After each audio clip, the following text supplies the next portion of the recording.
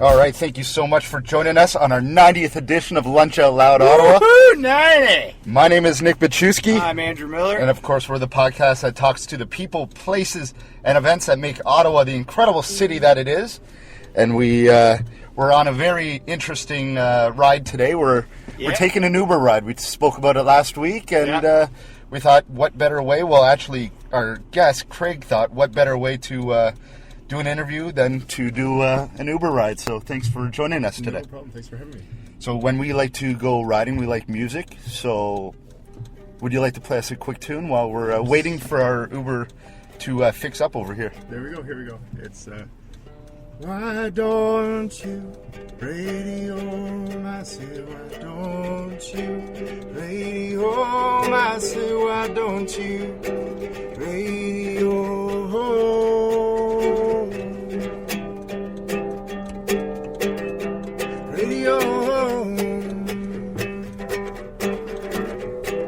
Old bars, alcohol and cigarettes. Late to rise and late to show and late for bed. You say I am the self-contained unit. Having me around will only ruin it. And all your stories from the road and all the people that you met. All the things you said you'd do are all the things that you never did. We are experiencing the signal law. So Houston, I think we got a problem. Sing it out, Houston, please come and transmit. I need to be sure you're receiving. You guys could sing on the chorus. Why don't you radio home? I said, why don't you radio home? I said, why don't you radio home? I said, why don't you radio home?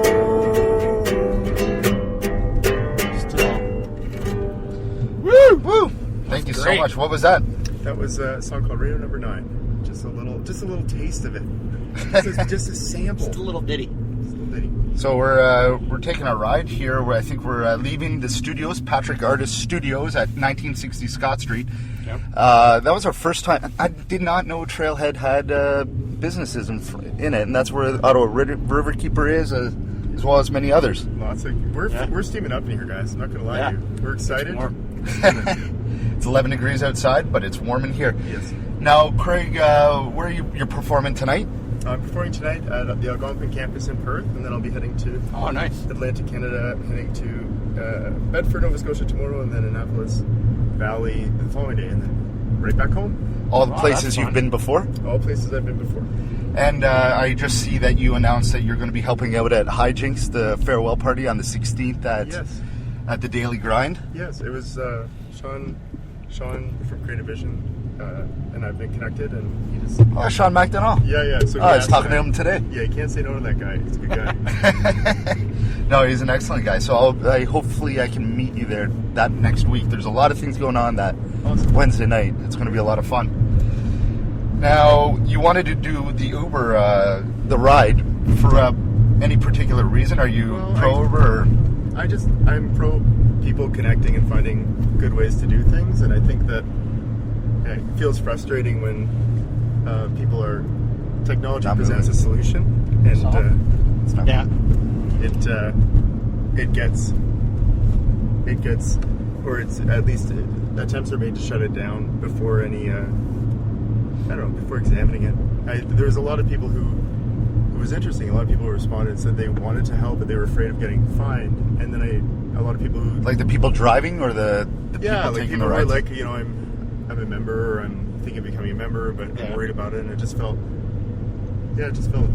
bullyish instead of looking at it as a potential opportunity. Why were the threats of people getting fined for? What's that? You said people getting fined? Well, the fines that the city's putting on. The city's fining people because they're doing undercover. Oh, really? Yeah. Oh, so that's fun. Do you know other drivers? No, usually we don't know each other. You don't know the other drivers around or who they are. There's no like a network or like connection between you and the other driver. Huh. Yeah. So I just thought the way that I've had success in music is connecting directly with people and hosting shows the same way, and so I figured it was fitting for us to get around with a new technology and a new way of people connecting here in Ottawa today for our interview. Yeah, I think it's a great idea.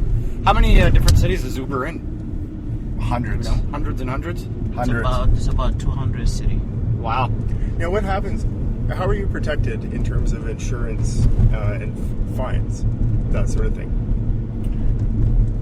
Well, right now it's the fines that are from the cities, not from the insurance. But do you need special insurance for to operate, or does your insurance? No, there's no special insurance. And Uber has said that they'll take care of any drivers that are fined anything from the city. They did just get a round of $18 billion of financing, so They're doing okay. Yeah. I think they can pay for That's it. pretty good. And if they're getting fined daily in Toronto while they're trying to get Toronto to work, and they've paid over 35 fines there, I don't think they're too worried about Ottawa going on right now. Especially with politicians saying that Uber's been so great for them as well, welcoming. I absolutely like it because you're meeting interesting.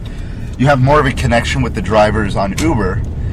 You rate the drivers and they rate you, so it's a lot more.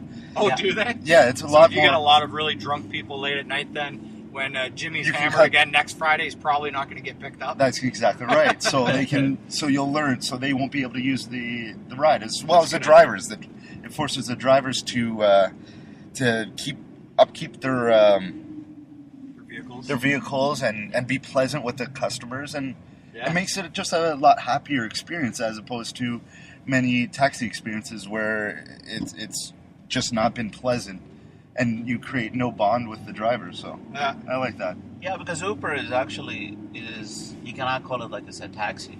It's a share ride. Yeah. Yeah, so you're sharing a ride with someone, and just that's the whole relationship between you and that person. So How has Uber managed it in terms of insurance? Because I know that if you're running a business, technically insurance companies try to push you out of personal coverage for driving to work and end up setting it up so that it's a commercial vehicle or that sort of thing. Is that just a gray area right now for drivers?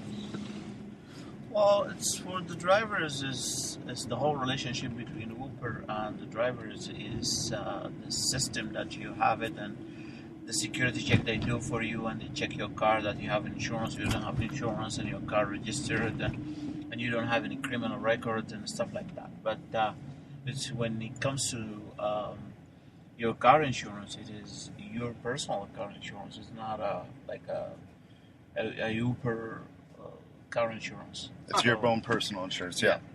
So Just one moment. Right on. All right, so we're right back, and we're still driving with Uber, and so just getting to know Craig a bit more. Born and raised in Ottawa? Born and raised in Waterloo. Lived in and around Ottawa for the last dozen years, I guess. And I just love the city and the surrounding areas. I also love Waterloo. You were mentioning you're from the Guelph area, and there's lots of really cool cities in that neck of the woods too. What brought you to Ottawa? Work. There was some work stuff, and just kind of ended up sticking around. And then when I started playing music full time, I didn't see a reason to go back. And it's so, people like to complain so much about the places they live in, about what it lacks, and I just feel like we're so lucky to have access to reasonable transportation and all that sort of things, which is perfect as a musician. Coming from a musician, how do you see the music scene in Ottawa from when you first arrived to where it is now? I need to admit that I wish I was more connected to it. I think that there's some really successful, talented people within the community. My focus has always been on touring, and so I don't have often as many opportunities to connect or collaborate locally with musicians. Mm-hmm. Go ahead. And you're able to you're touring how many days a year now? Ranges. I try to, where possible, try to do 2 shows in an evening if the market will support it, or if it's a smaller room. And so, like to be out and working as much as possible. What's like how many shows have you done? Would you say in your busiest year? Probably 100. Wow. 100 or 120 dates. Wow, that's fun. You must like touring then. I like connecting with people and performing. It's funny because people speak to the idea of I don't like being away for long periods of time. I really like the hanging out with my daughter and just being at home, and at the time that I'm away working is as focused as possible on working. Yeah. Good, like there's good and bad on both sides of that. But Right on. How old's your daughter? my daughter is 8. Oh, that's good. I got a newborn at home, 3 months, so How are you sleeping? I am not sleeping. How are you looking after each other and being gentle so as not to? I don't know. Myself and my wife we're pretty good. I think at splitting all the duties. Yes. So she let me sleep last night because I wasn't feeling so good. So I think I was only up twice throughout the night. So that's good. But I do have a lot of daddy-daughter time. So that's good. I remember watching the parenting videos during parent training courses. Yeah. And I just remember thinking, like, afterwards, what propaganda they should show the real stuff, where you're like exhausted. At least prepare you for it from a gentle place. They made it a lot nicer than what it seemed. It's going to be great. Really? Yeah, it's just gonna be you laughing with your baby. Which it is. But if you prepare people, with the realistic take on it, then I think it'd be a lot. Well, that's it. Everyone said, "Oh, get ready to not sleep," and I mean, the sleep comes here and there. It's more get ready to have patchy sleeps, I guess. Yes. You might get 6 hours still in the night. It's just you'll get 1 here, 2 there, 3 there. Yes. Now, you're talking about connecting with the people when you're at your shows, and I follow you on Instagram, and I find it amazing. I love how you share what everybody says, and what does that? How do you approach them with that, and how do you get them to be so open? I'm not sure are you referencing the books that get passed around? The book that gets passed around. Yeah. So I mean it's just become a thing on its own, and it's not something that I encourage everybody to steal the idea and make it better. Like, just take books and ask people to be honest in them and share pictures. And so the idea with that is that I feel like everybody's got interesting.